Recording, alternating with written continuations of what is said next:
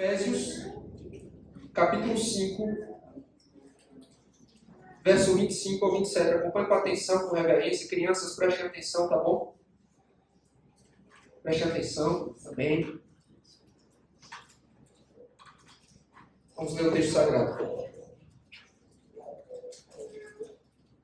Maridos, amai vossa mulher, como também Cristo amou a igreja, e a si mesmo se entregou por ela, para que a santificasse, tendo-a purificada por meio da lavagem de água pela palavra, para apresentar a si mesmo igreja gloriosa, sem mácula, nem ruga, nem coisa semelhante, porém santa e sem defeito. Amém. O título dessa série é Ame a sua igreja. Ame a sua igreja. Por que há tanto desprezo, meus irmãos, pela igreja de Cristo? Por que há tanto desprezo pela igreja de Cristo? Segundo o censo do IBGE em 2010, os desigrejados, que são pessoas que assumem ou que professam serem cristãs, mas que não mantêm nenhum vínculo com a igreja cristã. O número em 2010 era de 9 milhões. Hoje, pasmem, o número chega a ultrapassar os 16 milhões. Esse desprezo com a igreja, ele é marca registrada na nossa cultura. E é assumido publicamente com muita aprovação. Para citar um exemplo, cerca de 2 anos atrás, uma famosa atriz brasileira, em uma entrevista no podcast, ela que assume ser uma cristã, ela disse o seguinte: eu gosto muito de Jesus. Ele é maneiraço. É um cara muito legal. Mas o fã-clube dele é que estraga o rolê. Sem tirar uma vírgula, meus irmãos. Esse é o sentimento atual. A visão de boa parte das pessoas a respeito da igreja institucional. A pergunta é: por que as coisas são assim? Como chegaram a esse ponto? E a melhor resposta que eu consegui pensar é a seguinte: porque sim, a igreja tem um lado feio. Na igreja há corrupção, escândalos, pecados. Cristãos costumam se decepcionar dentro da igreja. Muitas vezes pessoas são exploradas e esgotadas no serviço em nome de Jesus. Ovelhas simples são enganadas por falsos pastores que enriquecem as suas custas. E muitos líderes autoritários e sem compaixão machucam profundamente os seus liderados. É claro que isso costuma acontecer com mais frequência em falsas igrejas, mas infelizmente também é realidade em igrejas mais puras, como a nossa igreja. Na nossa igreja, ou no nosso meio, há pecado, há decepção, partidarismo, injustiça, hipocrisia. E diante de tudo isso você pode se perguntar: então por que eu devo amar a igreja? Por que devo amar a igreja? E a resposta que Efésios 5 nos dá é simplesmente maravilhosa. Você deve amar a igreja porque Jesus ama. E qual é a natureza desse amor, queridos? É sacrificial. O amor de Jesus não é um sentimento, não é um encantamento qualquer e passageiro, mas ele chegou ao ponto de dar a sua vida em favor da igreja.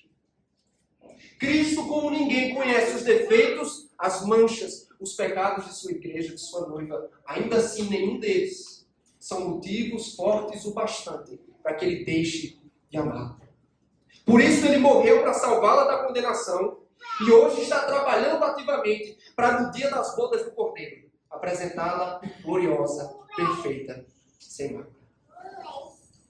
E sejamos sinceros e honestos. Eu imagino que você, como eu, você já foi tentado a desprezar a igreja, a tratá-la com desconfiança, a abandonar o seu convívio. Mas se Cristo, meus irmãos, sendo santo, ama a igreja, como podemos desprezá-la? Ou quem somos nós para desprezá-la? O que a Bíblia ensina é que a igreja é simplesmente a obra-prima de Deus. A instituição mais importante da terra, porque ela é o povo e a família de Deus. Ela é coluna e baluarte da verdade, a noiva do Cordeiro. Logo, preste muita atenção nisso. A ideia, eu amo Jesus, mas eu não amo a igreja, é uma absurda incoerência.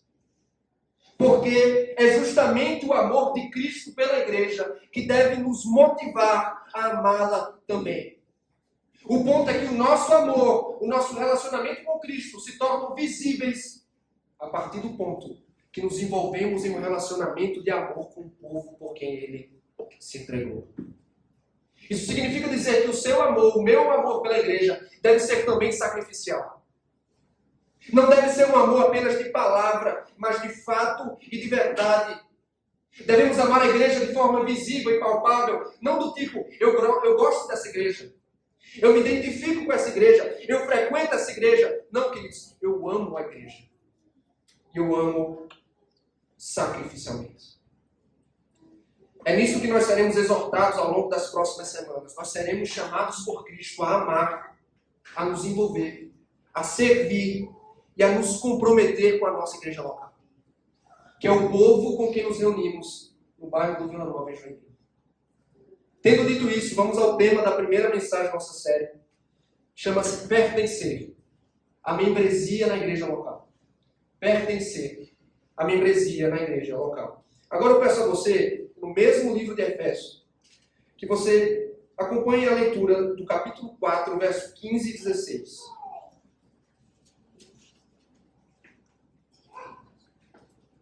Efésios 4, verso 15 e 16. O apóstolo Paulo diz assim: mas, seguindo a verdade em amor, cresçamos em tudo naquele que é a cabeça, Cristo, de quem todo o corpo, bem ajustado e consolidado pelo auxílio de toda a junta, segundo a justa cooperação de cada parte, efetua o seu próprio aumento para a edificação de si mesmo em amor. Amém. O que esse texto deixa claro, irmãos, é que todo cristão é parte de um corpo maior.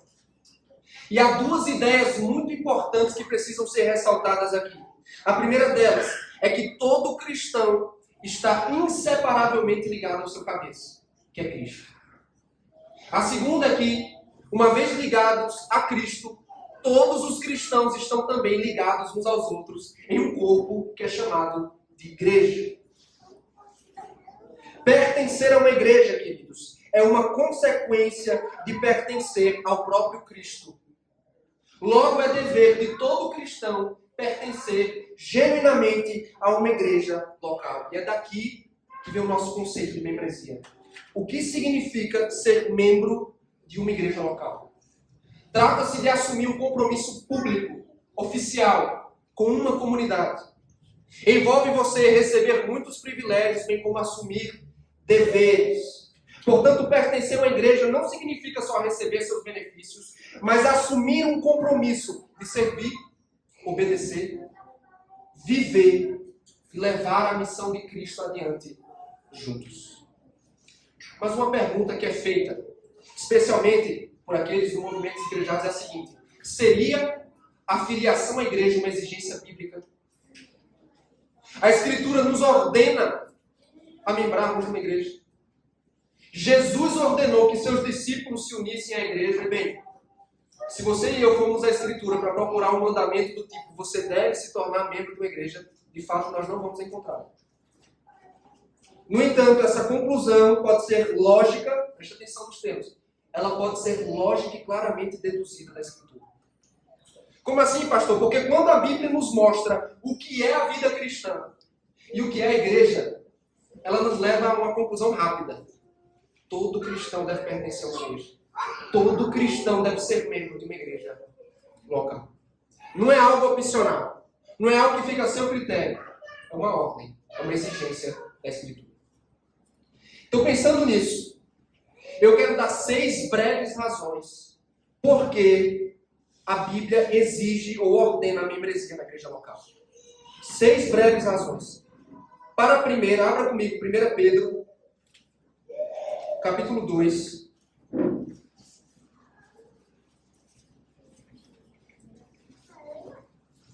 Versos 9 e 10. 1 Pedro, capítulo 2, versos 9 e 10.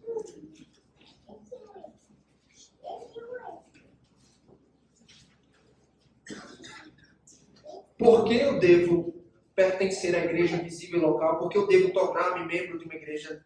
A primeira razão é a seguinte: porque Cristo morreu para redimir um povo. Porque Cristo morreu para redimir um povo. O que fica claro, irmãos, ao longo de toda a história da redenção, é o empenho de Deus, o plano de Deus de redimir um povo para si mesmo. Quando se revela a Abraão, por exemplo, o Senhor diz que fará dele uma grande nação e por meio dele abençoará todas as famílias da terra. Ou seja, de Abraão a Jesus Cristo, Deus não trabalhou apenas pensando na salvação de indivíduos, mas de um povo. Não por acaso, eu vou fazer a leitura de outros textos, você não precisa abrir, até nós chegarmos à leitura de 1 Pedro 2. No capítulo 1 do Evangelho de Mateus, quando o anjo aparece a José, ele diz o seguinte a respeito de Maria, sua então noiva. Ela dará à luz a um filho, e lhe porás o nome de Jesus, preste atenção, porque ele salvará o seu povo dos pecados deles. Escrevendo a Tito, o apóstolo Paulo usou os mesmos termos para descrever a obra redentora do Salvador. Ele disse: o qual a si mesmo se deu por nós, a fim de remirmos de toda iniquidade e purificar para si mesmo um povo exclusivamente seu. E aí chegamos à carta de Pedro, capítulo 2, versos 9 e 10. Acompanhe a leitura. Diz assim: vós, porém, sois raça eleita, sacerdócio real, nação santa, povo de propriedade exclusiva de Deus, a fim de proclamardes as virtudes daquele que vos chamou das trevas para a sua maravilhosa luz. Vós, sim, que antes não erais povo, mas agora sois povo de Deus. No texto que nós lemos ao início, Efésios 5, 25, Paulo é específico. Cristo amou a igreja e entregou-se por ela. Eu quero que você entenda que é claro que nós somos salvos e redimidos como pessoas, como indivíduos, mas estes indivíduos são salvos dentro de um povo e são reunidos em um povo. Uma vez que Jesus entregou-se pela igreja, a própria natureza da salvação já deixa claro que a membresia da igreja é uma consequência. Porque somos salvos em um povo. Segunda razão. Agora, por favor, vá ao primeiro livro da Bíblia comigo. Gênesis capítulo 17. Gênesis capítulo 17, verso número 7.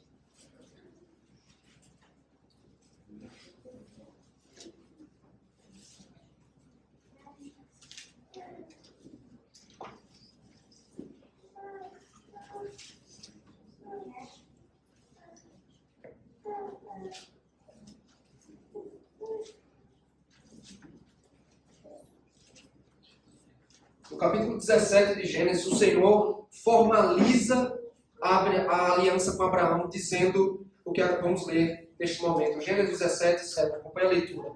Estabelecerei a minha aliança entre mim e ti e a tua descendência no decurso das suas gerações. Aliança perpétua para ser o teu Deus e o Deus da tua descendência. O que nós vemos ao longo de toda a revelação bíblica, irmãos, são desdobramentos da mesma aliança que foi firmada com Abraão. É verdade que essa aliança assume formas diferentes, mas em essência trata-se da mesma aliança, que é o que nós chamamos de pacto da graça. E quando chegamos no Novo Testamento, isso fica claro, quando, por exemplo, escrevendo aos Gálatas, Paulo diz o seguinte, capítulo 3, verso 29, e se sois de Cristo, também sois descendentes de Abraão, herdeiros segundo a promessa. Na carta aos Hebreus é dito o seguinte no capítulo 8, verso 6. Agora, com efeito, obteve Jesus ministério tanto mais excelente, quanto ele é também mediador de superior aliança, instituída com base em superiores promessas. Então Cristo Jesus, irmãos, foi escolhido para ser o mediador entre Deus e os homens. É somente por meio dele que pecadores são reconciliados com Deus em aliança. E uma coisa que precisa ficar muito clara em nossa mente é a seguinte: o relacionamento com Deus acontece no contexto de aliança. Este relacionamento não é individual, mas é corporativo, coletivo. O que significa que por meio de Cristo somos incluídos em um pacto, onde Deus nos diz o seguinte: eu serei o teu Deus, e vocês serão o meu povo. Dentro dessa aliança temos privilégios e deveres, e um deles é a membresia na igreja. Por quê, pastor? Porque a membresia reconhece a natureza pactual, tanto do nosso relacionamento com Deus, como entre nós, porque estamos em aliança com o Senhor e uns com os outros. O que significa que assumimos compromisso com a igreja local e entre nós como o povo de Deus. Primeiro, por que devemos nos tornar membros da igreja? Primeira razão, porque Cristo morreu para redimir o povo. Segunda, porque Deus é um Deus pactual. Terceira razão, abra comigo agora no Evangelho de Mateus. Mateus capítulo 28, verso 18 ao 20. Mateus 28.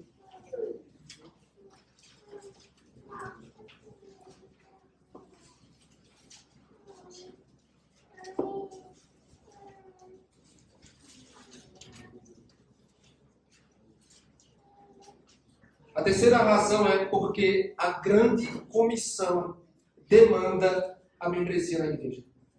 Porque a grande comissão demanda a membresia na igreja. Então acompanhe a leitura do texto. Toda autoridade me foi dada no céu e na terra. Ide, portanto, fazei discípulos de todas as nações, batizando-os em nome do Pai, e do Filho, e do Espírito Santo, ensinando-os a guardar todas as coisas que vos tenho ordenado. E eis que estou convosco todos os dias, até a consumação dos séculos. Então, antes de ser assunto aos céus, Jesus ordenou aos seus discípulos que fizessem novos discípulos. Como eles fariam isso? Indo, batizando e ensinando-os a obedecer os ensinos de Cristo. E para esclarecer melhor como isso funciona, basta olhar para o padrão no livro de Atos. Como a grande comissão era cumprida. O Evangelho, a palavra era pregada no poder do Espírito. Pecadores respondiam a ela com fé e arrependimento. Estes mesmos recebiam o batismo, que representa a entrada de uma pessoa no povo de Deus. E a partir de então, começava uma vida em comunidade.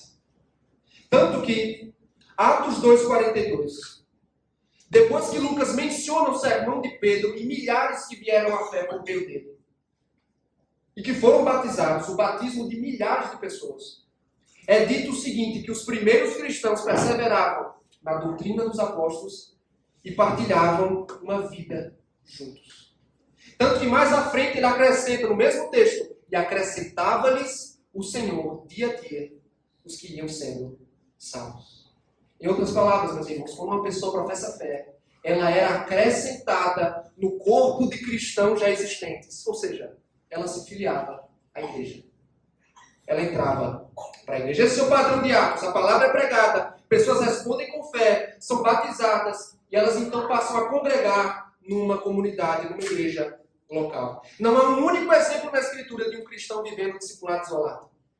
Vivendo a vida cristã de forma solitária. Isso porque quando alguém se torna um discípulo, ele é admitido no corpo de Cristo. Então a membresia da igreja demanda, a grande comissão demanda a membresia da igreja. Então vamos agora à quarta razão. Por que devemos nos tornar membros de uma igreja? Primeiro, porque Cristo morreu para redimir o povo. Segundo, porque Deus é um Deus pactual. Terceiro, porque a grande comissão demanda a membresia da igreja. Em quarto lugar, porque muitos mandamentos do Novo Testamento assumem a membresia na igreja. Abra comigo agora, Colossenses capítulo 3. Colossenses capítulo 3, verso 13.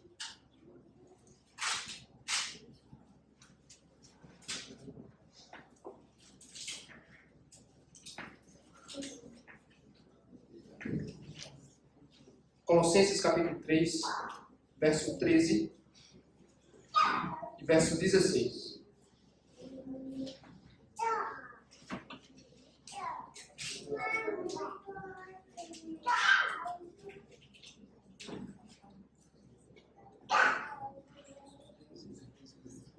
Diz assim o texto: suportai-vos uns aos outros perdoai-vos mutuamente, caso alguém tenha motivo de queixa contra outrem. Assim como o Senhor vos perdoou, assim também perdoai vós. Verso 16. Habite ricamente em vós a palavra de Cristo. Instruí-vos e aconselhai-vos mutuamente em toda a sabedoria, louvando a Deus com salmos, hinos e cânticos espirituais, com gratidão em vosso coração. Note que os cristãos possuem obrigações mútuas. E ainda que essas palavras possam ser aplicadas em outros contextos, como por exemplo no convívio familiar. Afinal, onde mais nós precisamos aprender mais a suportar e a perdoar? No entanto, essas palavras não foram escritas pensando nesse contexto específico. E para entender seu sentido original, nós precisamos conhecer a intenção do autor ao escrever. Para quem Paulo estava dirigindo essa exortação? Quando nós vamos no início da carta de Colossenses, o que é que diz lá? Aos santos e fiéis irmãos em Cristo que se encontram em Colossos. Ou seja, irmãos, esta é uma ordem para a igreja. Esta é uma exortação que deve ser atendida no contexto de comunidade. A igreja deveria obedecê-la em sua convivência. Há um outro exemplo, esse você não precisa abrir a Bíblia, que está na primeira carta de Paulo aos Tessalonicenses, quando ele disse o seguinte, preste atenção. Agora vos rogamos, irmãos, que acateis com apreço os que trabalham entre vós, e os que os presidem no Senhor e vos admoestam, e que os tenhais com amor em máxima consideração por causa do trabalho que realizam. Esse texto ele considera que existe um relacionamento entre os cristãos da Tessalônica e os líderes da igreja local que existia ali. Então pense, como esse relacionamento surgiu? Quando eles se filiaram à igreja. Então, a não ser que sejam membros da igreja, como é que eles seriam capazes de obedecer essa ordem? A não ser que estivessem dentro da igreja local, como é que eles acatariam com apreço aqueles que os presidem? Então, a ordem de Paulo presume que todos são membros de uma igreja local. E esses não são os únicos, tá, irmãos? O Novo Testamento está repleto de outras ordens que só são cumpridas no contexto da igreja, se você for um membro ativo. Vamos à quinta. Estamos chegando ao fim para irmos para as aplicações, tá? Bom que vocês estão aí ágeis na passagem dos textos, tá bom? Por que devemos nos tornar membros de uma igreja local? Primeiro, Cristo morreu para redimir o povo. Segundo, porque Deus é um Deus pactual.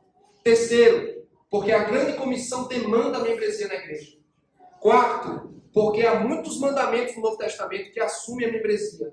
Quinto lugar, porque a disciplina eclesiástica assume a necessidade da membresia na igreja. A disciplina eclesiástica assume a necessidade da membresia. Abra comigo, já estamos em Mateus, vamos ao capítulo 18. Mateus capítulo 18, verso 17.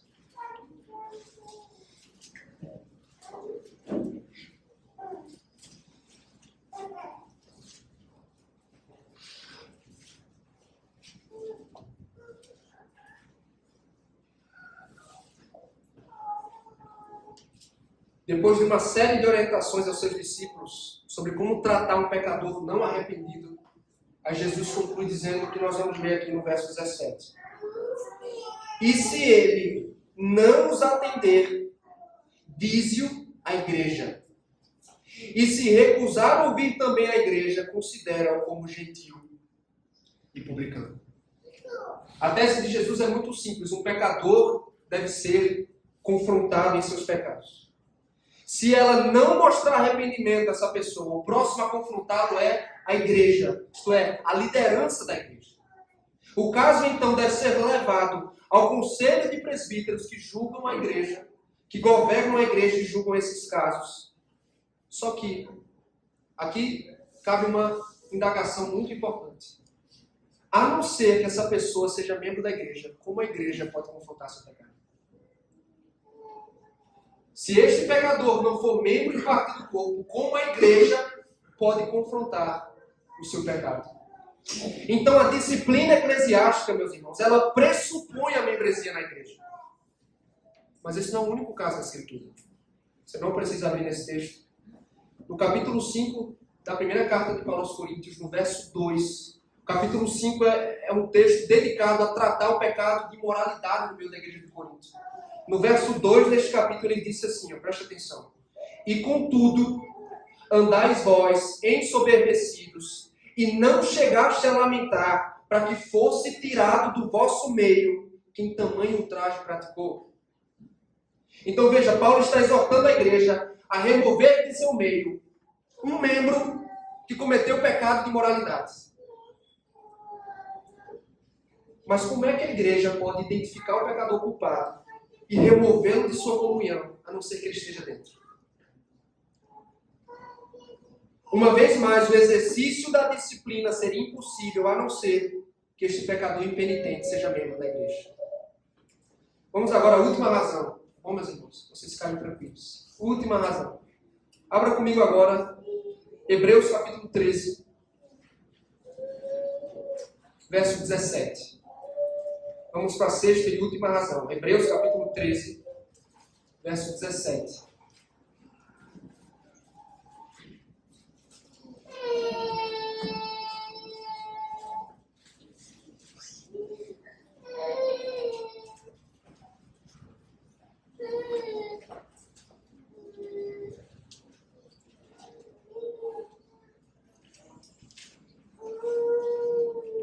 A última razão. Porque a responsabilidade dos presbíteros requer a membresia da igreja. Porque a responsabilidade dos presbíteros requer a membresia da igreja. Então diz assim o autor aos Hebreus: obedecei aos vossos guias e sede submissos para com eles, pois velam por vossa alma, como quem deve prestar contas. Para que façam isso com alegria e não gemendo, porque isto não aproveita a vós outros. Como sabemos, meus irmãos, os presbíteros são os líderes da igreja, responsáveis por supervisionar o rebanho, por velar por nossas almas. E no dia do juízo, o texto deixa claro, estes vão prestar contas a Cristo pelas almas que lhes foram encarregadas. Mas pense comigo o seguinte, a menos que os presbíteros estejam num relacionamento definido com um grupo específico de cristãos, como é que eles vão supervisionar e prestar contas? Então, a não ser que exista um povo para pastorear e supervisionar, os presbíteros não serão capazes de atender a esta clara ordem dada por Deus. Sem a membresia da igreja, os presbíteros são incapazes de obedecer à atribuição que Deus os deu. Então, essas foram as 6 razões. Porque Cristo morreu para redimir o povo. Porque Deus é um Deus pactual. Porque a grande comissão demanda a membresia. Porque muitos mandamentos do Novo Testamento assumem a membresia. O quinto, a disciplina eclesiástica assume a necessidade da membresia. E por fim, porque a responsabilidade dos presbíteros requer a membresia. Vamos agora às aplicações, meus irmãos. Em primeiro lugar, nós precisamos conhecer e combater os 2 maiores inimigos da membresia. Precisamos combater os 2 maiores inimigos da membresia. Quais são eles, pastor? O primeiro deles é o consumismo. Consumismo. Esse não é só o mal da nossa cultura. Ele também se infiltrou no meio da igreja. Qual é o perfil do crente consumista? Ele quer receber, mas não quer oferecer. Ele quer ser servido, mas não deseja servir. Ele quer participar, mas do seu próprio jeito. Não admitem serem exortados e cobrados. Não tem interesse de prestar contas, nem de serem pastoreados. São pessoas que esperam que todos sejam tolerantes e graciosos com seus próprios pecados, mas recusam o convívio com a igreja, porque dizem, eu não consigo tolerar os pecados dos outros. Ele não consegue conviver com os defeitos e pecados do próximo. Tudo se resume: aparecer no culto, ouvir a palavra, participar da ceia, como se a igreja fosse uma espécie de serviço de fast food. Depois vivem como se os relacionamentos e a obrigação com a igreja não existissem. Eu pergunto, esse é você mesmo? Você é um crente consumista? O que precisamos entender, queridos, de uma vez por todas, é que a membresia na igreja reconhece que fomos muito abençoados por Deus. E que em resposta devemos nos comprometer e abençoar os outros com nossos dons e serviços. A igreja não é uma espécie de comércio espiritual. Não somos seus clientes e não pagamos por seus serviços. Na igreja, irmãos, é o lugar onde nós servimos, doamos, nos envolvemos e nos sacrificamos pelo Senhor e pelos outros. Qual é o segundo inimigo da membresia? É o idealismo.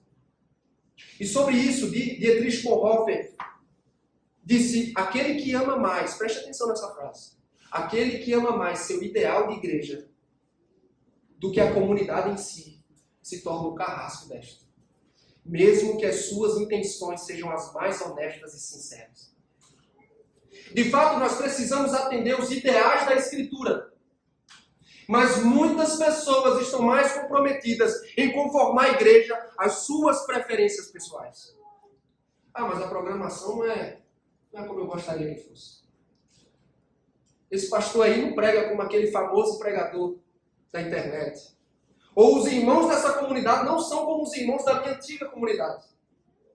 E é a partir disso que as pessoas passam a amar mais o seu ideal de comunidade do que a comunidade onde Deus as colocou. Queridos, o conselho para todos nós aqui, sem exceção: vamos parar de agir apenas como críticos da igreja. Vamos amar a igreja local.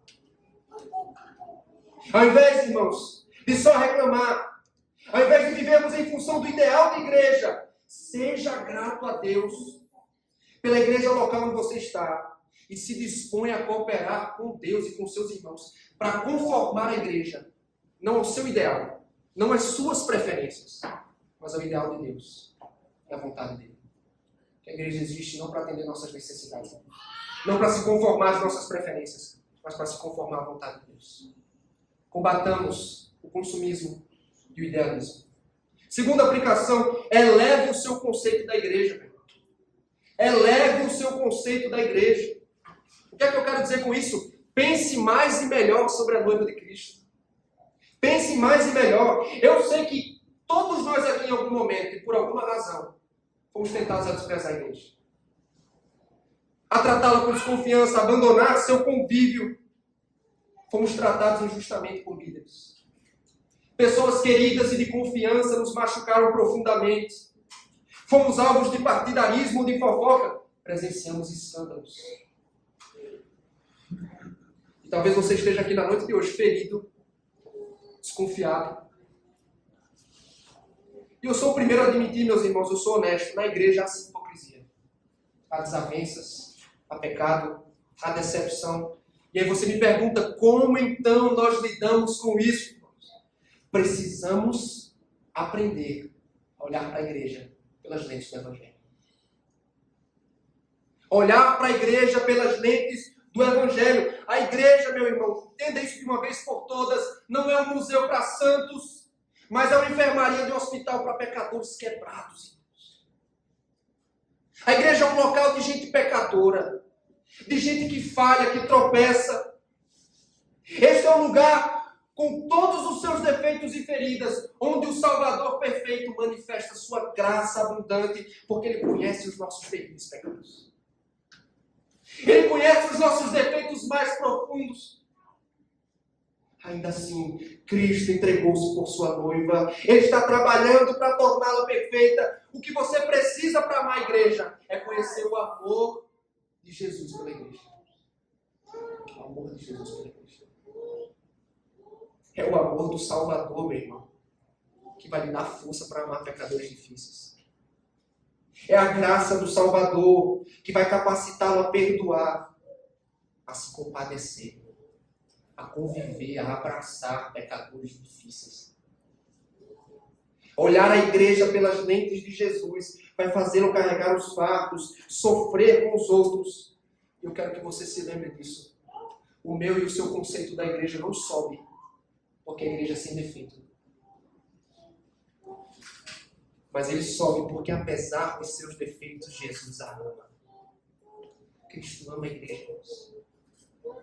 Cristo entregou-se por ela. Terceira aplicação. Aproveite os privilégios da membresia na igreja. Mas antes disso, crianças, preste atenção aqui. Tá? Para não me esquecer de vocês, né? Quase cometi essa gafe. Crianças, a igreja, vocês vão crescer e vocês vão conhecer muitas coisas que hoje vocês não conhecem, não entendem.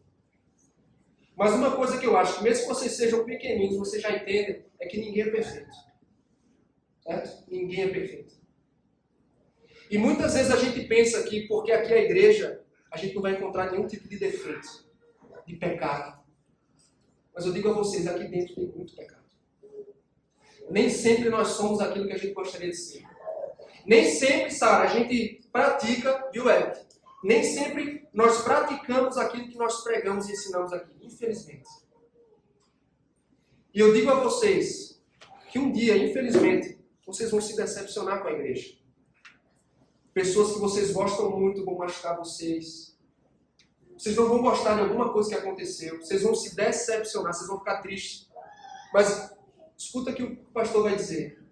Nós devemos amar a igreja, não é porque a igreja é perfeita, mas porque Jesus é perfeito e Ele ama a igreja. Porque olha só, Jesus foi para a cruz, Ele sabia de todos os nossos pecados, mas nem mesmo isso fez Ele parar. Então é esse tipo de amor que a gente ama a igreja. Não é porque ela é perfeita, é porque Jesus é perfeito e Ele ama a igreja. Nunca se esqueçam disso. Tá bom? Então, em terceiro lugar, preste atenção, meu irmão, aproveite os privilégios da membresia na igreja local. Aproveite os privilégios da membresia. Meu querido, é um privilégio sem tamanho ser parte do povo da aliança. Ninguém no mundo tem aquilo que o povo de Deus tem. Nós temos, irmãos, o culto solene. Quem encontra-se com Deus como nós? Deus se encontra conosco, nós o adoramos, nós somos abençoados por Ele.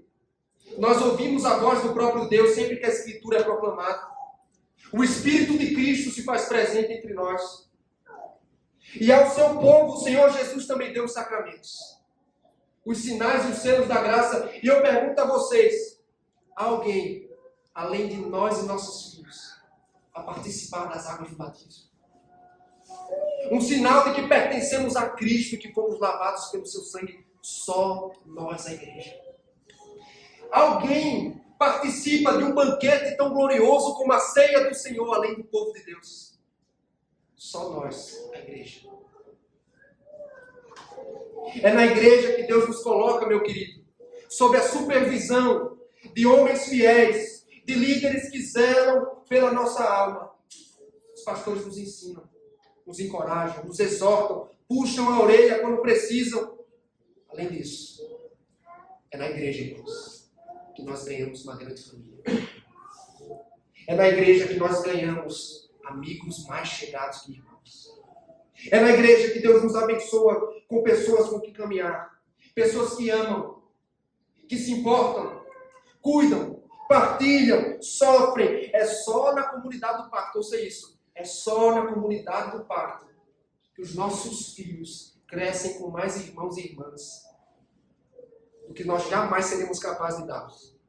Só na comunidade do pacto, irmãos.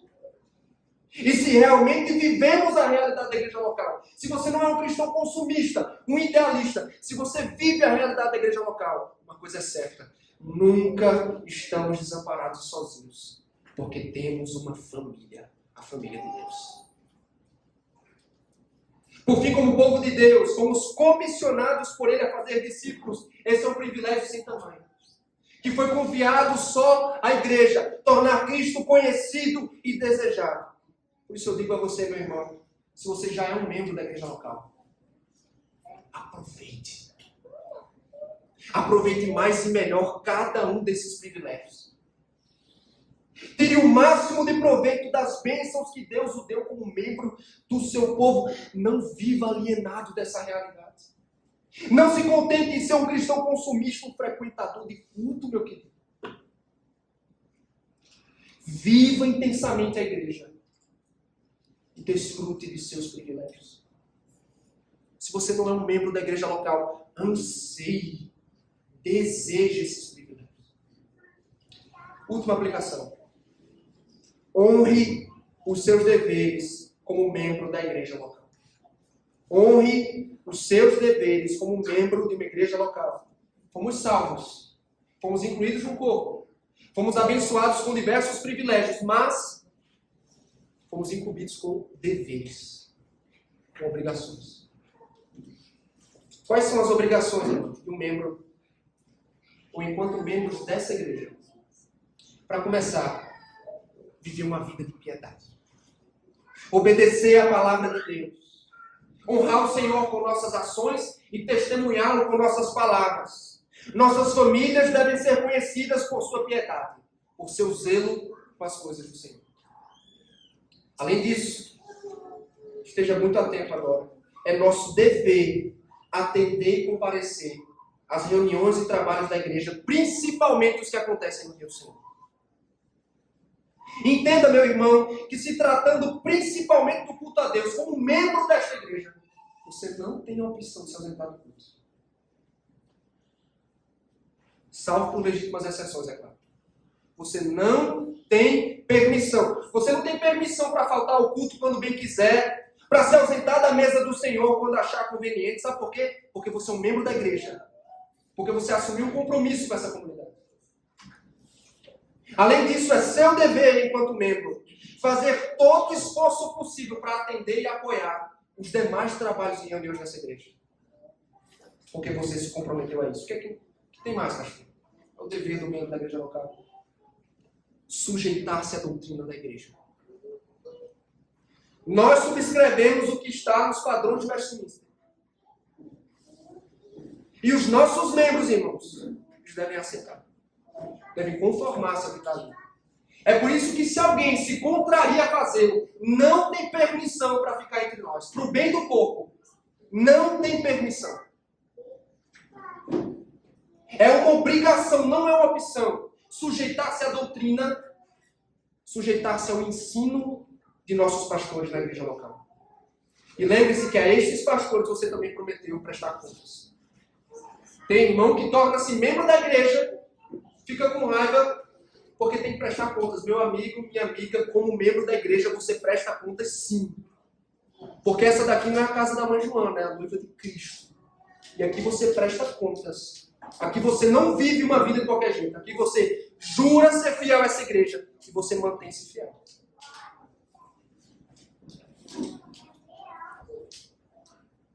O que mais, pastor? Você assumiu responsabilidade como membro em sustentar essa igreja espiritualmente, em oração, financeiramente, com os seus dízimos. E eu me pergunto, é o que nós fazemos, meus irmãos?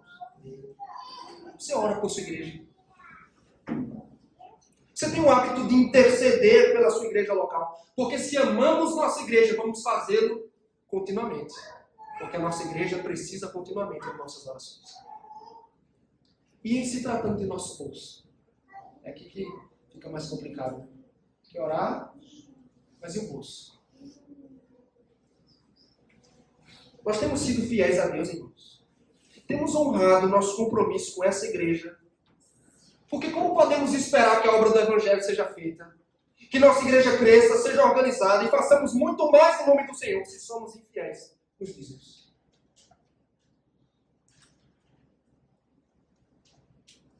Por fim, você está vendo cada uma dessas pessoas aqui ao seu redor? Como membro da igreja, você tem uma obrigação com cada uma delas. Cada pessoa aqui, membro dessa igreja local, tem uma responsabilidade umas com as outras. Você tem dever de servir, de amparar essas pessoas, de cooperar para o crescimento na piedade na vida cristã delas, de carregar seus fardos, de ser útil ao seu discipulado cristão, de amparar as famílias da igreja. Você está vendo essas crianças? Meu irmão, você tem uma obrigação com elas. Porque na ocasião do batismo, a igreja jura servir de exemplo. Você tem uma obrigação com cada uma dessas crianças. Cada uma delas. Cada membro dessa igreja local tem uma obrigação conosco. Tendo dito tudo isso, meus irmãos, eu concluo reforçando o seguinte: ser membro de igreja é um ato voluntário. Ninguém é obrigado a tornar-se membro da igreja, mas se o fizer, ouça o que eu estou dizendo, honre o seu compromisso. Eu estou farto, irmãos, de ver igrejas onde parece que os pastores, o conselho estão fazendo um favor para os membros. Meu irmão, você honrou, você fez um compromisso, você tornou-se membro de uma igreja local, honre seu compromisso. A membresia deve ser levada a sério, porque na ocasião você jurou diante de Deus. Você jurou perante a igreja que você seria comprometido com essa igreja local. O que significa que quando somos infiéis, pecamos contra Deus, pecamos contra a nossa comunidade local. E eu queria propor uma reflexão para você. Você já parou para pensar que talvez sua igreja local não é mais piedosa, não é mais ativa, não é maior, porque você não honra os seus deveres?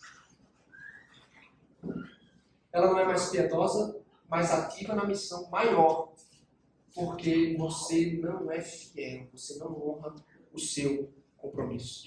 E se esse é o seu caso, meu querido, eu digo com pesar no coração, compadecido da sua situação, se arrependa. Se arrependa diante do Senhor. Reconheça que você tem falhado com a sua promessa. Rogue graça do alto para assumir um verdadeiro compromisso.